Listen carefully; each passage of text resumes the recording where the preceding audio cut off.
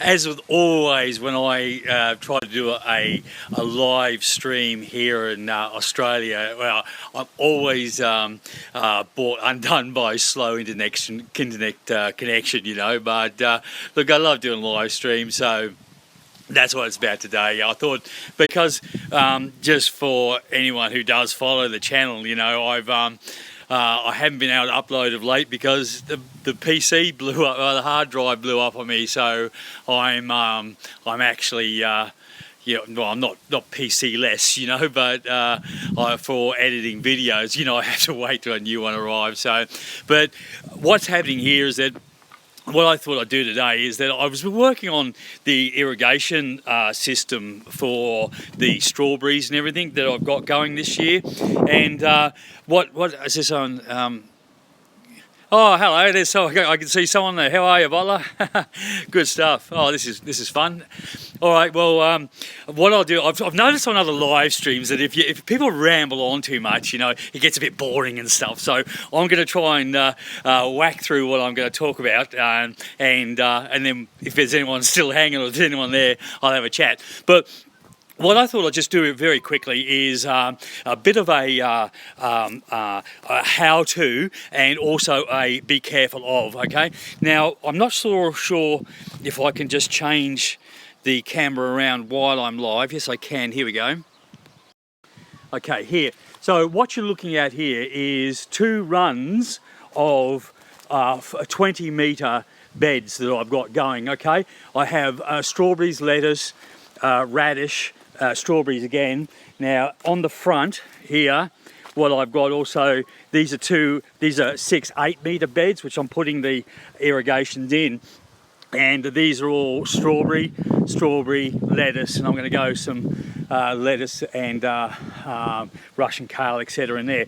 But okay, so what I just want to show you here while we've got this going on is that if you're buying, and I'll try again, I'll just try to reverse this crew. Okay, so it depends on where you are and what you're doing and how you need to do things. For me, I needed to put this in as a drip irrigation I can pull up and get away and then redo the beds again, because these are all fixed beds. But what I'm doing is not minimal till and no-till gardening, whereas that when these are finished, I'm just going to put my compost back through and finish them out. So what I needed was enough of a ability to be able to just get them out of the way, do the work and put it back down again, okay? So what's happening here is that, again, I'll just turn around here. Okay, so see here what I've done. This is what the header pipe comes out of, right? It needs to be, I used inch and a quarter because everyone seems to understand the not metric terms. And this is sort of a little grommet, okay? Now, how that fits in here is like this, okay? This fits into that inch and a quarter, and that comes out to the drip line, okay? Now, the drip line itself comes in a roll like this, okay? And this is what you're looking at. And underneath, it has, you know, little slits in it at every 200 mil or about, for the water obviously to drip out, okay? So what I just want to quickly give a bit of a heads up on is, like, if you're putting this stuff in, you've got to make sure that this here, this little grommet, which looks like this, okay, this little grommet here, right, has to be nicely flush up against the face of that. Otherwise, what you end up getting in is little bits of leak, you know, around this area here, okay? So what happens then is, as long as you've got, my cord stuck, okay? As long as you've got this stuff in, right, what you're able to do then is you cut it to length, and it goes over this, obviously just pushes onto this area here, right? Okay, and then, you know, that's it set in. So what I wanted to just remind people of here today is, what you've got to be careful of is your pressure on these lines, because what happened is I put these all this stuff in, and I connected it straight to the pressure, and unfortunately it was too much. Now now what I've got, I have to go back and replace some of these lines because there you go, there's all the dead lines because they just blew up, you know. So you've got to, what I'm saying here is that when you put your lines in, ensure that those, you know, fittings, the grommet fittings are flush, okay, and these are nicely embedded so they're not on any of the curve of the pipe, okay. And what we got down the other end here is what they call the bleeder valve. I'll show you the bleeder valve here.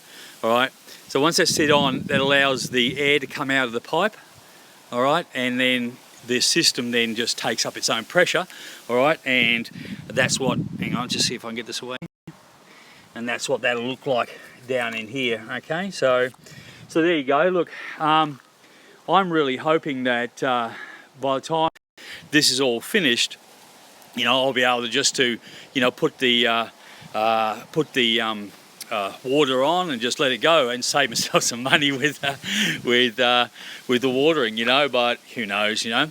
All right. Well, look, I saw one person there. There seems to be no more comments. I don't know how it actually.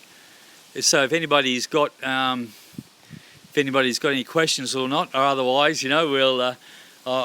That's all I wanted to show you is sort of how it gets done. I hope that was of some interest, you know, because what I've sort of to do is to grow this stuff under ag fabric because certain crops don't do well with overhead watering, and strawberries is one of them. A couple of these other stuff I've got in, they do well with drip irrigation. All right, okay. What's this one here? Show live chats. Yeah, anyone there? All right. Well, look, crew, I can't see anyone there, but that's fine. All right. Well, that was just an experiment. I wanted to put this up there because. Oh, there we go. Got a large block in Wonthaggi, and we'll use the brown dripper hose.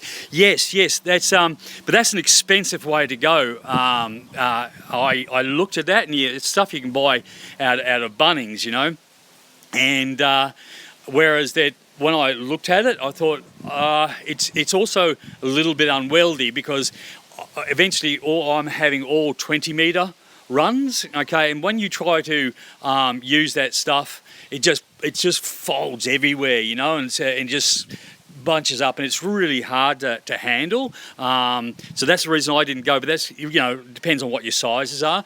I'm following a fellow called, I'm not following, but it's one of the persons I think's got a lot to say.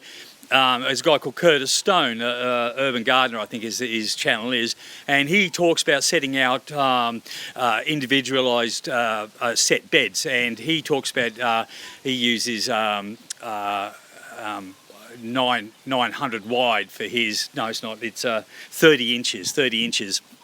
And so everything, what I've done here, all the beds I've done here, they're set up for this like 30-inch bed wide was 750, 800, you know, I've gone out to a little bit, nearly 900 of mine, just because of the way I've got it there. So everything's set up, my irrigation, my drip, everything's set up to that size, okay, so it can be transferred and moved around, okay. But all right, okay, well, look, have a great time setting up that block of yours. It looks like a lot of hard work. I've seen it on your videos, you know.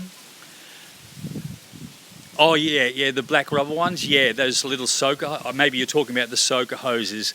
Yeah, look.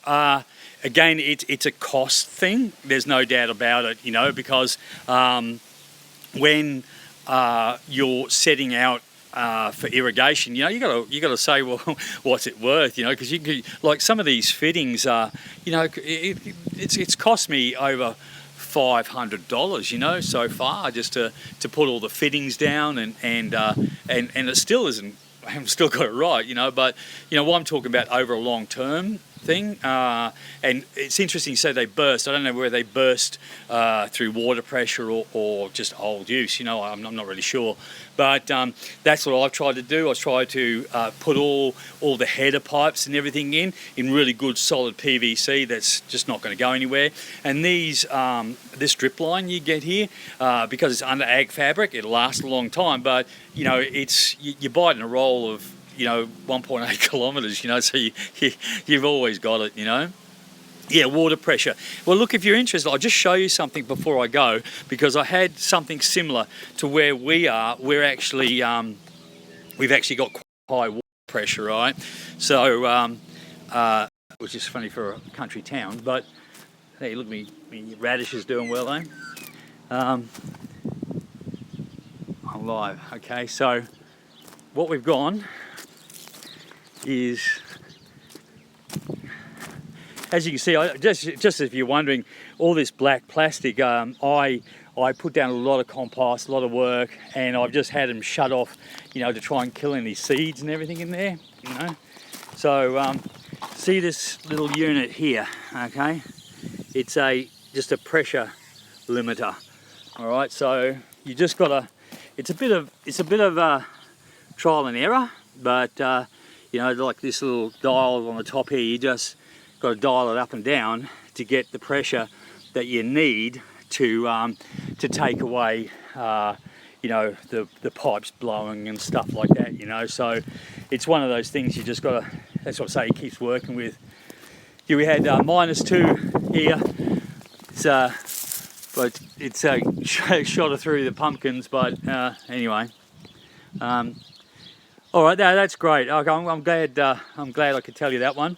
All right, crew. Well, that's about it. You've been banging on long enough.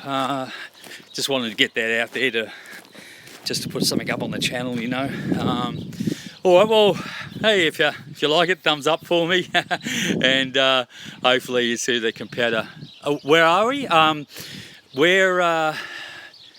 It's southeast Queensland. It's south east of Brisbane, and it's a place called Killarney. It's just up and just below the foothills. I don't know how good this camera is, but from my property here, looking down there, don't know if you can see that, but over here somewhere, you know, that's a another 800. It's a 2,000 metre elevation, or just under, you know. So yeah, that's where we are. Okay, all right. Killarney, yeah, beautiful little countryside. I'll see if I can get some more pictures for you. There we go. Yeah, that's the area. So I'm sort of semi-rural. All right, crew. All right, thanks for taking the time to say hi, and we'll see you all later. Ta-da.